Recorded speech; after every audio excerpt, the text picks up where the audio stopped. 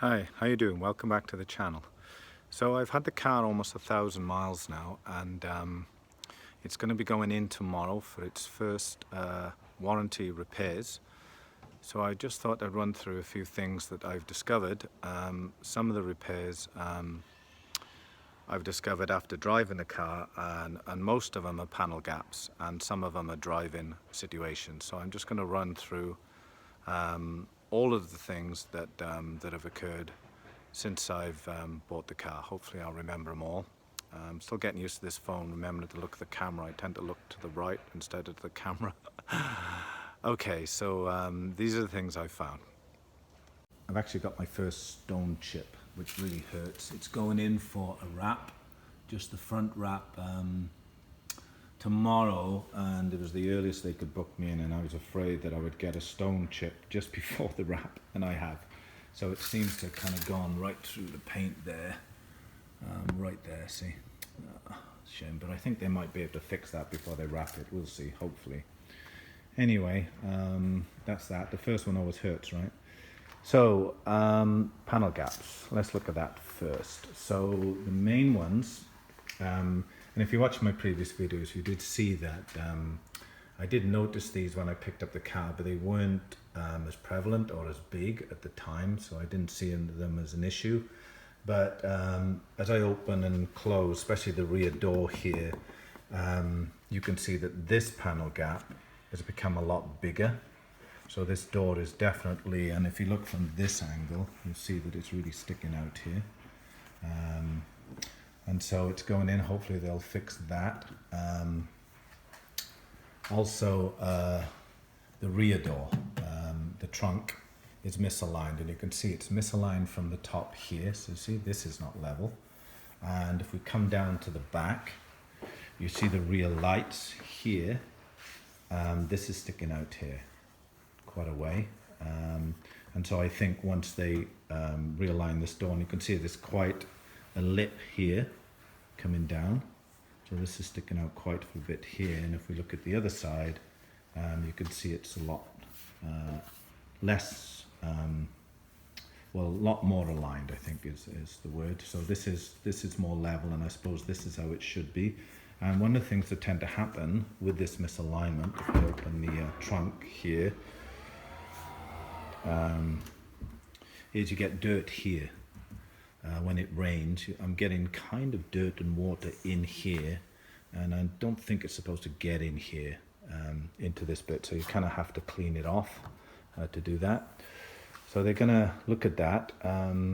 Again, you can have a quick look at my rear mats while I'm doing this. These are really nice mats, the Tasmanian ones. I like them a lot. And as you can see, they kind of lift up and down. So I'm just showing you that at the time. Not sponsored by this company, so, but I'm just showing you for guys who are wondering which mats to get. Anyway, let's close this back down.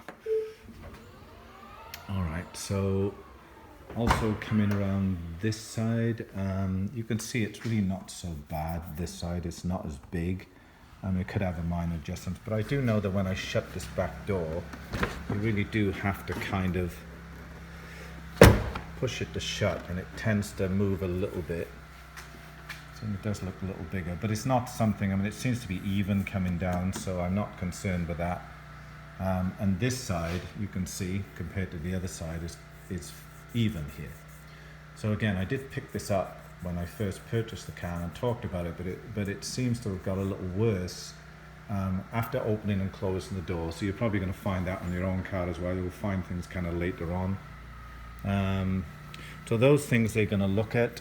I haven't seen anything else panel-wise that's major concern to me. But the other things that I've noticed on the car, and I'm just walking around the car to give you something to look at while I'm talking about, is driving the car. The regenerative braking is not consistent. Sometimes it works, sometimes it doesn't. I know cold weather does affect it, but even on a drive where it's working fine, then suddenly it doesn't work, or it's very soft. So I don't know whether that's a software issue, and that's just something that a few more people have found, and surely you can comment on that if that's the case.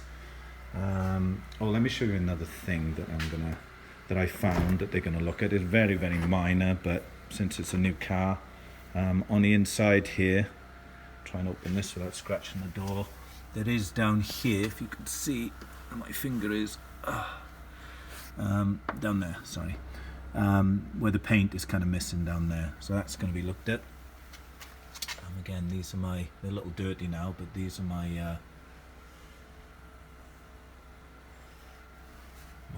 what are these called? My mats from the front, the Tasmanian mats.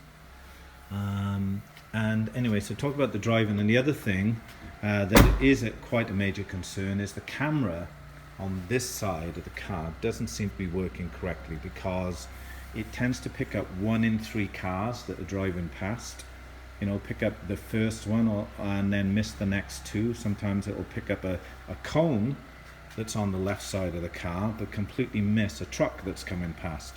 So when you're coming to pull out, you can't quite trust, you know, and same if cars are overtaking me or in the outside lane, you can't quite trust that, you know, if it's showing no car, that there still might be a car there. So I'm having to really do what I normally do, is really have a good look over my shoulder when I indicate out. It just makes me less confident with the system, so it looks like they might be replacing a camera. You know, at the moment they're saying they're going to charge me for that, or there is a charge for that, but I'm sure that that should be under warranty. So I'm just hoping that it will be under warranty when I go there, because they're going to charge me about $230 something, or there is a charge listed on the repair order for that. What I might actually do on these mirrors, and I don't know if there's an upgrade, because there is no blind spot warning on these mirrors, which I'm used to having on my previous cars. I might get the extra mirror to go on here, which I have on my Mini Cooper, which is over there, to help with that, because it still makes me a little nervous pulling in and pulling out, and you know, and I have to do the lifesaver, which is looking over the shoulder. And I think that's all the repairs, so it's going to go in tomorrow. Hopefully they give me a loaner, and I don't know how long they're going to have it for. And Monday I'm going to get the front wrapped, and later on at some point I'm going to be taking these wheel covers off in the same place where I'm going to get it wrapped, and I'll tell you where the place is after I've had it done. Yeah, because I'm living in Connecticut. I'm going to be taking these wheels off, and I'm going to get the wheels powder coated, which they also do for around about $175 per wheel. And they showed me a picture of a Porsche they did, and it looks absolutely fantastic. So I'm going to get that at some point, but there's no rush, because I really do like these wheels with the covers on, and I'm thinking for the winter probably to leave them on, because it'll protect the wheels itself, the alloys underneath, from stone chips. So I think that's about it. So I will give you another report after it's come back from the repairs, and see what kind of job they've done. I'm going to be taking it to Mount Kisco in New York. Sorry, no, it's not Mount Kisco. That's what I bought the car. I'm going to actually be taking it to Milford. There's a repair centre in Milford, which is about an hour away from me. Okay, so thanks for watching. I have put my code in the bottom if you want some free miles, if you're thinking of buying a car or getting solar panels.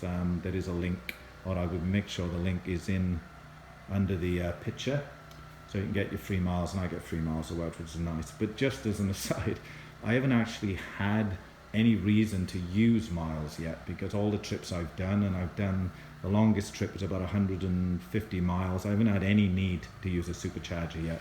I've had this NEMA 1450 put in here by a local electrician who's such a great guy, and he did the whole thing for just over $200, which is amazing, and look how neat that is. And I've been down in the basement, and really you can't even see, you can just see the he put a 60 amp circuit breaker in, and I think the thickness of the wire is a 6, I think. So it can more than compensate for the amount of charge I need to put in. I might get like one of those holders on the wall here so I can wrap the wire around, but at the moment I'm just kind of hanging it here, so I don't need to. Sorry about the mess in the garage. Okay, so I'll let you know how it goes with the repairs once it's done. So take care, and see you soon.